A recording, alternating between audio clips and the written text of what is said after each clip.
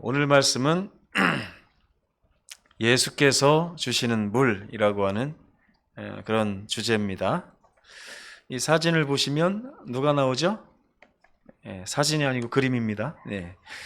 사마리아 여인의 모습이 나옵니다. 예수님께서 야곱의 우물가에서 이 여인을 만났습니다. 이 여인이 사람들의 눈을 피해서 아무도 오지 않는 정오에 뜨거운 그 시간에 물을 길러 나온 장면인데, 그때 누구를 만났어요? 예수님을 만난 것입니다. 요한복음 4장 10절에서 14절에 있는 말씀을 함께 보겠습니다. 시작. 예수께서 대답하여 이르시되 내가 만일 하나님의 선물과 또 내게 물 좀 달라 하는 이가 누구인 줄 알았더라면 내가 그에게 구하였을 것이요 그가 생수를 내게 주었으리라. 내가 주는 물을 마시는 자는 영원히 목마르지 아니하리니 내가 주는 물은 그 속에서 영생하도록 솟아나는 샘물이 되리라. 아멘. 여러분, 신앙생활 하시면서 하나님의 말씀을 깊이 묵상하시는 일을 자주 하시는지 모르겠습니다. 이 말씀을 이렇게 좀 다시 한번 읽어보면요, 예수께서 목이 말르셔서 가지고 사마리아를 지나가다가 야곱의 우물가에서, 그 당시는 물이 굉장히 귀하던 시절 아닙니까? 우물가에 앉았더니 한 여인이 와서 나에게 물을 좀 달라 그랬더니 그 여인이 뭐라 그래요? 나는 사마리아 사람, 당신은 유대 사람. 근데 유대 사람이 사마리아 사람을 죽도록 싫어하는데 왜 당신은 나에게 물을 달라고 하느냐? 이러면서 우리가 지금 물을 서로 주고받을 처지는 아닌 것 같다. 뭐 이렇게 하면서 그 당시 사회의 통념에 대해서 이렇게 얘기를 하고 있을 때였습니다. 예수님께서 그 여인을 이렇게 바라보시더니 이렇게 말씀하시는 거예요. 네가 만일 하나님께서 사람에게 주신 선물이 무엇인지를 안다면, 또 너에게 지금 이렇게 앉아가지고 물 좀 달라고 하는 내가 누구인지를 안다면, 도리어 이런 거 저런 거 생각하지 않고 네가 오히려 팔을 다 걷어붙이고 다 물동이를 내려놓고 나에게 와서 나에게 물을 달라고 구했을 것이다. 여러분, 여러분이 사마리아 여인이라고 생각을 한번 해보세요. 우리나라 배우들이 연기를 잘하려면요, 그 대본에 있는 주인공이 내 자신이라고 생각할 때 눈물도 나오고 화도 나고 막 이렇게 한다는 거예요. 여러분이 이 시간에 이 사마리아 여인이라고 생각하고 예수님의 음성을 한번 들어보시라는 것입니다. 최 장로님이 우리 재진 씨에게 나 물 좀 주시오 그랬더니 재진 씨가 우리 사이가 안 좋은데 장로님이 왜 나한테 물을 달라고 합니까? 그랬더니 장로님이 그러는 거예요. 네가 하나님의 선물이 뭔지 알았다면, 그리고 너에게 지금 물을 달라고 하는 내가 누군지를 알았다면, 장로님, 최 장로님이잖아요. 아니야. 네가 내가 누군지 나의 정체를 진정 알았다면 너가 지금 그렇게 하고 있지 않을 거야 라고 하는 말을 지금 사마리아 여인에게 하고 있는 거죠. 깜짝 놀라겠습니까? 안 놀라겠습니까?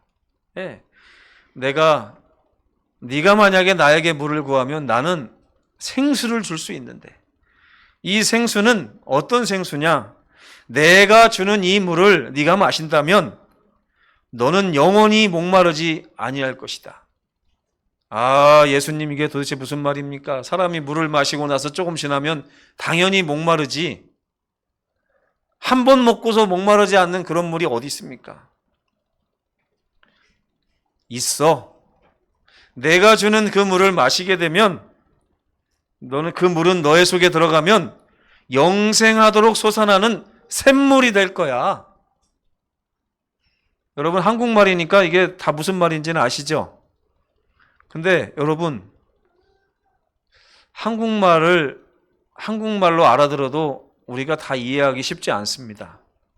어제 이걸 설치하면서 우리 정태영 집사님이 오셔가지고 막 설명을 했어요. 김남일 장로님한테 설명했는데 장로님이 예 하더라고요. 근데 제가 가만히 표정을 보니까 한국말인데 알아듣는 것 같지는 않았습니다. 예. 근데 장로님의 표정보다 더 가관인 표정은 바로 제 표정이에요. 저는 더 모르겠더라고요. 한국말인데도 그래요. 근데 여러분, 지금 예수님이 내가 주는 물을 너희가 마시게 되면 너희는 영원히 목마르지 아니하리라 이렇게 말을 했는데 여러분 이런 물 본 적 있으세요? 없잖아요. 이거 도대체 성경에서 여러분 이런 말씀을 봤을 때 이거 옛날에 그냥 나오는 이야기야 이게 아니라 지금 나에게도 유효한 말씀이라는 사실을 깨달으면 이게 보통 일이 아닙니다. 그렇죠? 근데 그 당시처럼 요즘에는 물 구하기가 어렵지 않기 때문에 뭐 별로 제가 이 말씀 들을 때 이렇게 나는 뭐 영원히 목마르지 않는 물보다는 그냥 삼다수가 더 좋은데 물맛이 좋잖아요. 그죠? 갈증 날 때 마시면 얼마나 시원합니까? 근데 여기서 보니까 이 물은요, 영생하도록 솟아나는 샘물이 돼서 우리에게 영생이 된대요. 이제 무슨 얘기인지는 좀 아시겠죠? 이 말씀이. 근데 여러분 여기서 이 말씀을 읽고서 이런 뜻이구나 이렇게 하시면 안 돼요. 우리 또 궁금한 거 해결해야 될 게 있습니다. 윤식 씨, 그럼 예수님이 지금 물을 준다고 했잖아요. 그 물이 어떤 물일까요? 그 물 마셔본 적 있으세요? 말씀? 말씀이 물일까요? 우리 김희영 집사님, 이 물은 어떤 물일까요? 예수님은 우리에게 어떤 물을 주시는 거예요? 삼다수입니까? 드셔보신 분 있으세요? 요한복음 4장은 우리에게 너무 익숙한데 실제로 제가 여러분에게 이제 제가 안 믿는 사람이라고 생각해 보세요. 안 믿는 사람. 요한복음 4장에 이런 말이 있는데 우리 양종모 장로님 교회 오래 다니셨죠? 예수님이 주시는 이 물 먹어본 적 있습니까? 그럼 장로님이 뭐라고 해야 정상입니까? 원래는 그 물요 얼마나 맛있는지 아이고 이 물 안 먹어본 사람 모릅니다. 그러면 그분이 뭐라고 할까요?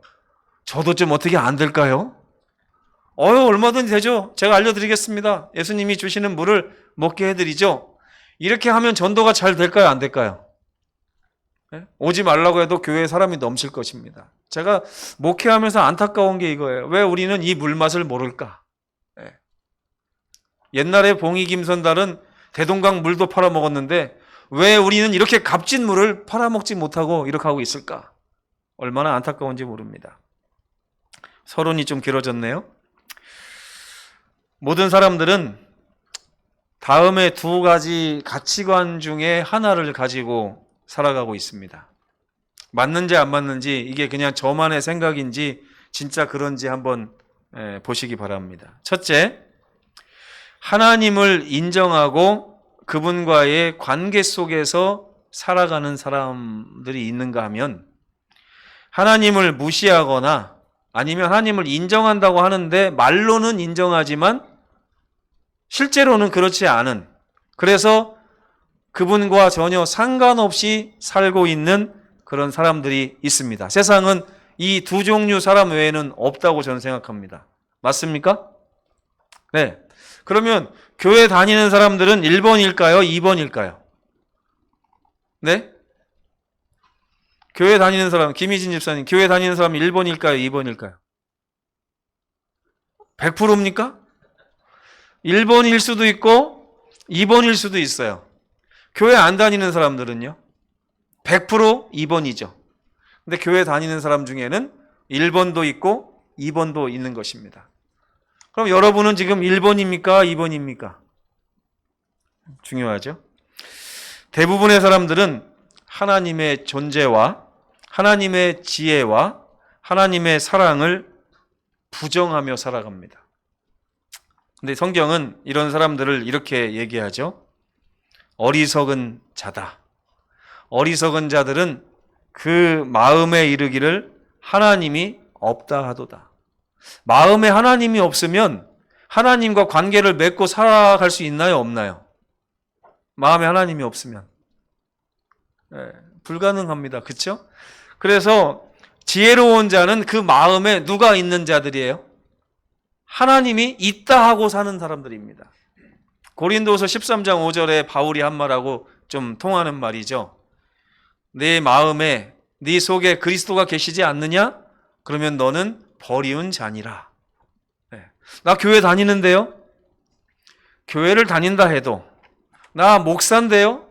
목사라 해도 하나님이 그 마음에 없어서 하나님과 실제적인 관계 속에서 살아가지 않고 있는 사람은 성경은 뭐라고 얘기한다고요? 버리운 자니라.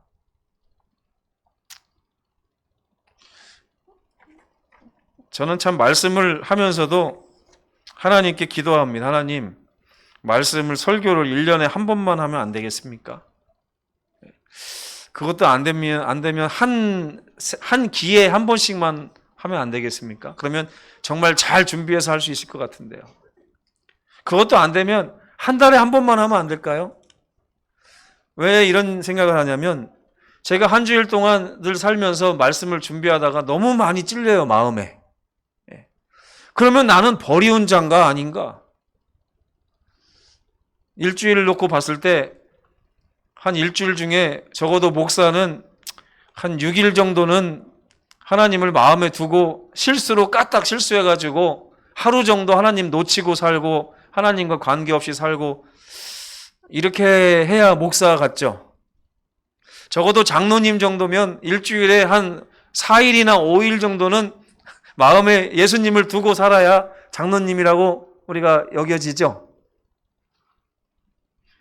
다들 이렇게 목소리가 안 나십니까? 저도 마음에 찔려요. 그래서 제가 늘 하나님께 하나님 설교를 좀 적게 하는 사람이면 좋겠어요. 왜냐면 말로 갖다가 이렇게 떡을 하는 것 같아요. 예전에 저희 이모가 이런 말씀하셨는데 아직도 이게 머릿속에 남아있어요. 제가 뭐가 어떻고 저가 어떻고 이제 나중에 저는 이런 사람이 되고 저런 사람이 되고 나중에 어떤 훌륭한 사람이 될 겁니다 막 얘기했더니 저희 어머니는 그래 그렇게 해라 이러는데 저희 이모가 저를 비꼬더라고요. 야 이놈아, 말로 떡을 하면 조선 팔도가 다 먹는다더라 이렇게 말을 해요. 말로 떡을 하면 조선 팔도 사람이 다 먹는데요. 말잔치죠. 근데 가만히 보니까 제가 하는 설교가 말로 하는 떡처럼 느껴지는 거예요. 참 죄송합니다. 여러분의 담임 목사가 말씀을 하면서도 이렇게 부족한 모습으로 여러분에게 서서 참 죄송한데 그래도 저는 늘 하나님께 이런 기도를 합니다.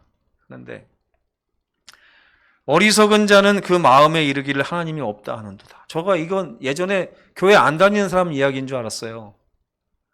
근데 심지어 가만히 보니까 어느 날 제가 읽다 보니까 이거 제 말이더라고요.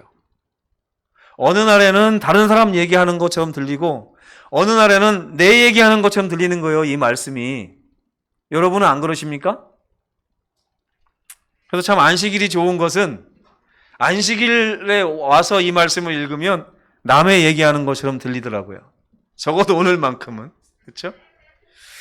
근데 여러분, 하나님께서 우리와의 사이에서 가장 중요하게 여기시는 게 관계라는 것을 아시겠죠? 관계. 이 관계는 매일매일 만나지 않아도 됩니다. 그렇죠? 그런데 떨어져 있다고 해서 관계가 끊어진 것은 아니에요. 제가 그걸 느꼈어요. 제가 예전에 목회자 협의회 가면 제가 지금 누구랑 같이 있는 겁니까? 다른 목사님들하고 같이 있는 거죠. 누구와 말하는 거예요? 목사님들 말 듣고 강의 듣고 이렇게 하는 거예요. 그러면 저는 그분들하고 지금 관계를 맺고 사는 걸까요? 물론 그 관계도 있죠. 근데 제가 무슨 얘기 하려고 하냐면 우리 아이들이 태어나고 얼마 안 됐을 때 목회자 협의회 가서 하룻밤만 지나고 나면 아이들이 보고 싶어서 막 견딜 수 없는 거예요. 몸과 마음은 미스바에 있는데 제 마음은 어디 가 있냐면 진안교회에 가 있는 거예요. 아이들을 보고 싶어가지고. 저는 이것이 마음에 하나님 두는 것이라고 생각해요. 물론 우리가 바빠서 하나님 교회, 하나님의 성전에서 떨어져 있을 수도 있습니다. 우리가 바빠서 성경을 땅에다 놓고 읽고 있지 않을 수도 있어요. 그런데 그 시간이 오래되면 오래될수록 우리 마음에서 어떤 소리가 들려야 돼요? 아, 성경 너무 안 읽어서 너무 보고 싶다. 교회를 너무 안 갔더니 빨리 오고 싶다. 하나님을 너무 멀리 있으니까 내 마음이 괴로워서 안 되겠다 하는 마음으로 하나님을 찾는 이러한 마음의 떨림이 있어야 우리가 하나님하고 지금 교제하고 있는 것이라는 거예요. 근데 여러분, 제가 여기서 질문을 하나 드립니다. 만약에 제가 우리 아이들을 보고 싶은데 우리 아이들이 저를 더 보고 싶어 할까요? 제가 더 우리 아이들을 보고 싶어 할까요? 어떨까요? 한동안은 저희 아이들이, 제가 참 지금도 고마운 게, 저희 아이들이 엄마보다 아빠를 너무 좋아했어요. 엄마는 잠잘 때, 젖 먹을 때만 필요하고 나머지 모든 시간에는 아빠를 원했어요. 그래가지고 우리 단우는, 제가 진안에서 연탄을 떼고 살았는데 연탄불 갈라고 이렇게 나가면 떨어지지 않으려고 막 울어가지고 제가 아이를 안고 연탄을 갈려 갔어요. 그 정도로. 근데 그 시간이 지나고 나니까 너무 행복하더라고요. 근데 그것도 잠시. 저는 그렇게 보고 싶어서 목회자 협의회 끝나자마자 점심도 안 먹고 불이 나게 운전해가지고 집을 딱 갔는데 우리 아이들이 장난감을 이렇게 만지고 있어요. 얘들아, 아빠 왔다 그랬더니 저희 아이들이 왔어? 이러더라고요. 그때 처음에 너무 이게 실망이 돼가지고, 단우야, 아빠 왔다니까? 알아. 예. 근데 그때도 그립습니다. 그때는 대답이라도 했죠. 요즘에는 들어가면 단우야, 아빠 왔어 그러면 소리가 안 나요. 그래서 방으로 딱 들어가면은 왜 문 열고 들어와 이래요. 그래서 제가 생각합니다. 나의 전성기는 다 끝났구나. 이제 나의 삶에는 어떤 즐거움이 남아있을까. 그래서 저는 이 설교하는 시간이 좋은 게 이렇게라도 제 마음을 전할 수 있어서 좋습니다. 근데 여러분, 제가 지금 말한 것처럼 하나님과 우리의 관계 속에서 우리가 하나님하고 같이 있고 싶고 관계 맺고 싶은 이 마음은 사실 얼마 안 돼요. 죄인들은 로마서 1장에 보면 마음에 하나님 두기를 싫어하는 것이 죄인이라고 그랬어요. 근데 우리와의 관계를 더 원하시는 분은 누구냐면 바로 하나님이세요. 우리가 도망가도 쫓아와요. 여러분 한번 인생에서 도망가 보세요. 제가 15년을 도망 다녀봤어요. 15년을. 그러면서 계속 뒤돌아보면 하나님 웬만하면 포기하시죠? 안 해요. 하나님 포기하지 않으셨기 때문에 제가 이 자리에 서 있는 것입니다. 최 장로님하고 저번에 차를 타고 가다 보니까 최 장로님도 하나님이 계속 쫓아왔던 흔적이 있더라고요. 말씀은 자세히 안 하셔도. 시편 8편 4절을 함께 읽어보겠습니다. 시작. 사람이 무엇이건대 주께서 저를 생각하시며 인자가 무엇이건대 주께서 저를 권고하시나이까. 우리가 하나님하고 사귀고 싶어서 하나님을 쫄르고 쫄라도 될까 말까 그런 원래 처지예요. 그런데 오히려 하나님이 먼저 다가오셔서 야야야, 아빠 왔다. 야, 나랑 놀자. 왜 그러실까요? 하나님이 왜 그러실까요? 예수께서는 요한복음 15장에서 그 하나님의 마음을 알려주셨습니다. 우리가 하나님과의 관계를 통해서만 최고의 삶을 누릴 수 있기 때문에 하나님은 그 삶을 우리에게 주고 싶어 하시는 거예요. 나는 포도나무요 너희는 가지라. 그가 내 안에 생겨 먹기를 하나님은 포도나무고 우리는 가지라고 하는 존재로 생겨 먹었다는 거예요. 그래서 가지가 하나님과 붙어 있지 않은 그 순간에 가지는 절대로 행복할 수 없으니 오히려 가지가 나무에게로 가야 되는데 나무가 가지에게로 찾아오시는 것입니다. 너 나랑 붙어 있어야 돼. 그래야 너가 행복해. 그래서 그가 내 안에, 내가 그 안에 거하면 사람이 열매를 많이 맺나니 나를 떠나서는 너희가 아무것도 할 수 없습니다. 하나님 떠나면 우리 아무것도 할 수 있다고요? 없다고요? 없어요. 이 말을 믿으십니까, 여러분? 진짜 믿으셔야 돼요. 이거를 체험적으로 아시는 분은 복이 있습니다. 그러면 여러분, 이 관계를 통해서 예수님께서는 물을 주신다고 그랬어요. 물. 그 물의 정체를 한번 살펴보겠는데 저는 그 물의 정체가 솔로몬의 잠언에 나온다고 생각을 합니다. 솔로몬의 잠언이라고 잠언 1장 1절에 나오죠. 이 솔로몬의 잠언이 아주 내용이 많습니다. 그러나 이 솔로몬의 잠언의 핵심이 잠언 9장 10절에 기록되어 있다고 저는 생각하는데 이 말씀을 한번 읽어보겠습니다. 시작.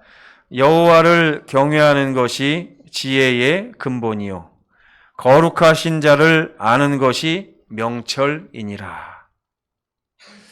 여호와를 경외하는 것이 지혜고 거룩하신 자를 아는 것이 명철인데 이것이 얼마나 중요하면 이 잠언의 핵심이 되었습니다.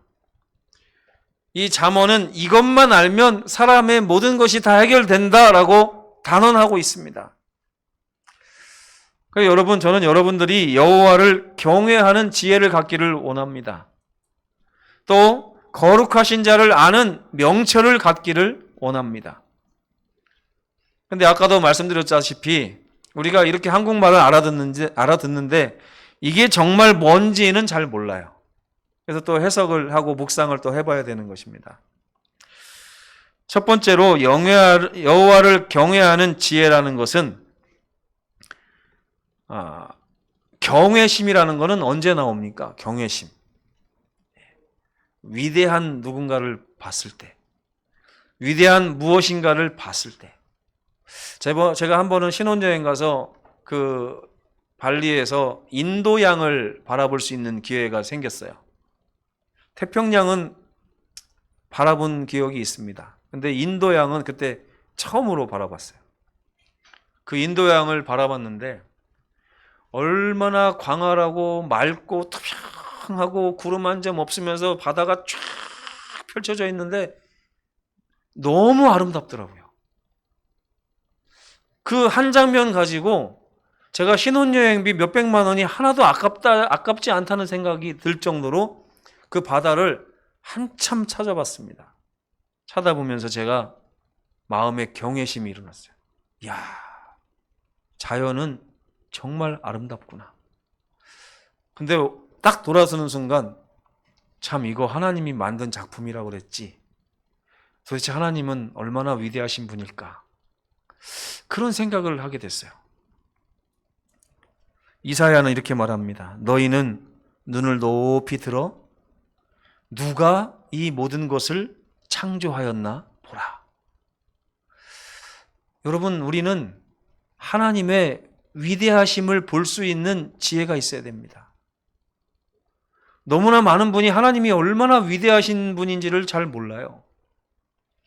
그러다 보니까 어떤 분은 기도하면서 하나님하고 막 싸웁니다. 하나님 이거 왜 안 줍니까? 하나님이 얼마나 위대하신 분인지를 알면 하나님한테 그렇게 함부로 하시면 안 돼요. 어떤 분은 하나님께 약속하고 나서 약속을 하나님 사정이 안 좋으니까 이번에는 지키지 못할 것 같습니다. 하나님의 위대하심을 알게 되면 여러분 하나님께 그렇게 경솔하게 행동 못하는 것입니다. 우리가 침례를 받고 하나님 자녀가 되기로 결심하고 하나님과 서약관계, 언약관계 속에 들어왔어요. 근데 여러분 우리가 하나님께 함부로 합니다. 하나님이 뭐라고 하세요? 너희가 교회는 오는데 내 마당만 밟고 가는 거지 이게 뭐냐? 너희가 왜 나에게 한 약속을 그렇게 경홀히 여기느냐? 이거잖아요.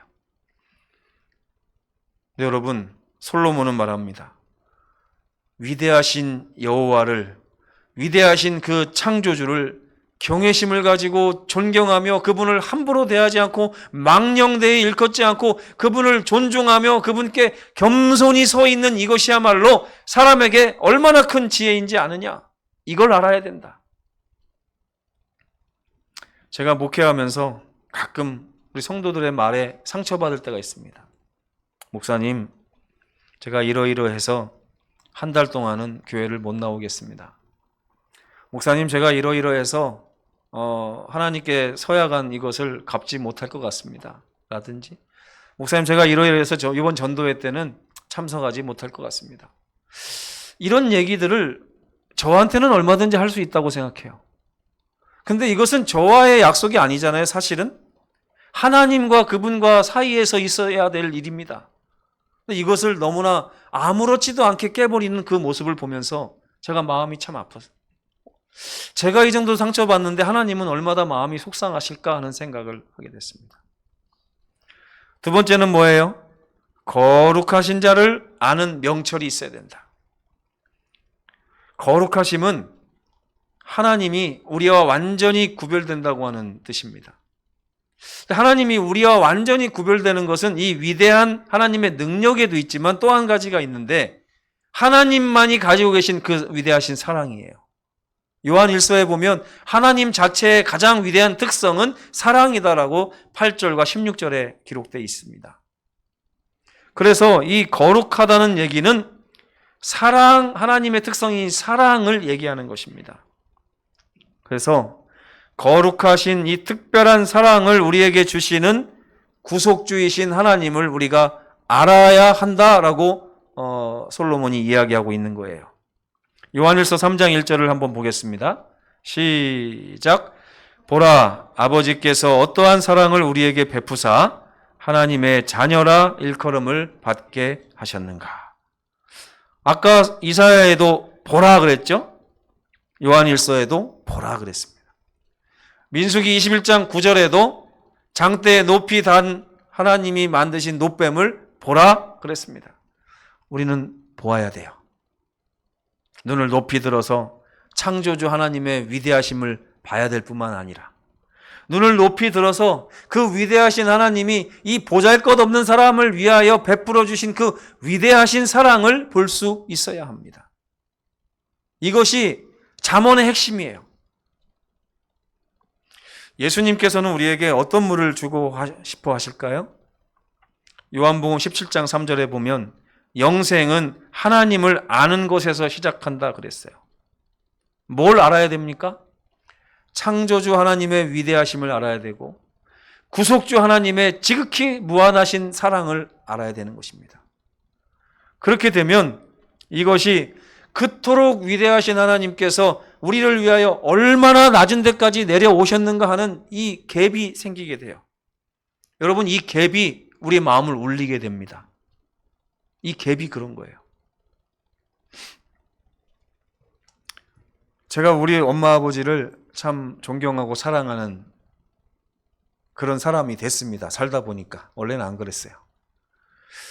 근데 그러다가 제 스스로를 묵상해 봅니다. 나는 도대체 왜 엄마 아버지를 사랑하게 됐지? 가만히 보니까 그분들이 저한테 그렇게 다 주시면서 살지 않으셨다면 지금보다 더 높은 곳에서 더 편하고 행복하고 건강하게 사셨을 거라는 생각이 드는 거예요. 나만 아니었으면 이렇게 고생하고 살지 않고 이렇게 처량하게 말년을 보내지 않으셔도 될 분들이었기 때문에 제가 그분들을 사랑하는 것입니다. 어떤 부모님은 90세, 100세까지 건강하신데 왜 우리 부모님은 70 조금 넘었는데 이렇게 힘드실까?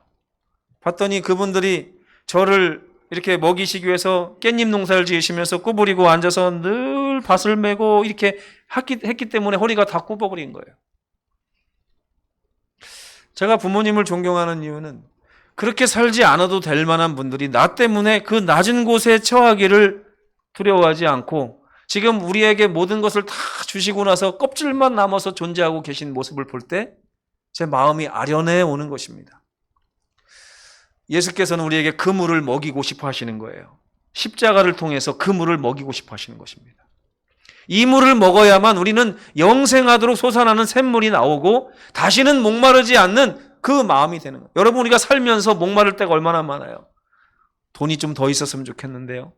집이 좀 넓었으면 좋겠는데요. 또 성공했으면 좋겠는데요. 더 좋은 남자, 더 좋은 여자 만났으면 좋겠는데요. 우리가 이렇게 만족을 모르는 이유는, 계속 목마른 이유는 우리에게 생수가 들어가지 않아서 그래요. 근데 이렇게 세상에 목말라 하지 않으려면 우리 마음에 십자가라는 생수가 들어와야 됩니다. 그 위대하신 창조주 하나님께서 나를 위하여 얼마나 낮은 곳에 처하셔서 죽기까지 복종하시며 희생하신 그 결과로 내가 살아있는가. 이것이 나의 마음의 생수가 되어 내가 그 물을 마시고 마실 때에 나의 마음에 영생하도록 솟아나는 샘물로 변하여 나를 살게 한다고 예수께서는 말씀하신 것입니다. 그분이 어떤 분인지 아십니까? 그분은 우리를 극히 값진 진주로 생각하시는 분입니다. 그래서 자기의 소유, 목숨까지 다 팔아 그 진주를, 나를 사신 것입니다. 그분이 바로 하나님이시고 이것이 바로 천국에서 있었던 일이라고 예수께서 말씀하신 것입니다. 결론입니다. 사람은 하나님의 높으신 위대하심과 그분의 한없이 낮아지신 거룩한 사랑을 알아야 하는데, 이것이 십자가를 통해서 예수께서 우리에게 먹이시고자 하는 양분입니다. 이 물을 마시는 자들은 비로소 사람이 누릴 수 있는 최고의 삶을 이제 예수님과 함께 시작할 수 있게 되는 것입니다. 전도서 12장 13절 함께 읽겠습니다. 시작. 이래 결국을 다 들었으니 하나님을 경외하고 그의 명령들을 지킬지어다. 이것이 모든 사람의 본분이니라. 다 들었으니 하나님의 위대하심을 경외하고, 그분의 명령은 뭐예요? 요한복음 13장 34절에 보면 새 계명을 주셨잖아요. 내가 너희를 사랑하는 하나님인 것처럼 너희도 서로 사랑하는 백성이 되라. 레위기에 가면 내가 거룩한 사랑을 가진 자니 너희도 거룩한 사랑을 가진 자가 되라 하는 이 말씀이 되는 것입니다. 위대한 능력과 지극한 사랑을 가지신 아버지가 바로 우리 하나님이시죠. 그 아버지께 순종하며 사는 것보다 더 좋은 삶은 이 우주에 없습니다. 그 삶을 명철과 지혜를 가지고 받아들이시고 주 앞에 서시는 우리 모든 성도들 되시기를 간절히 바라면서 오늘 말씀을 마치겠습니다.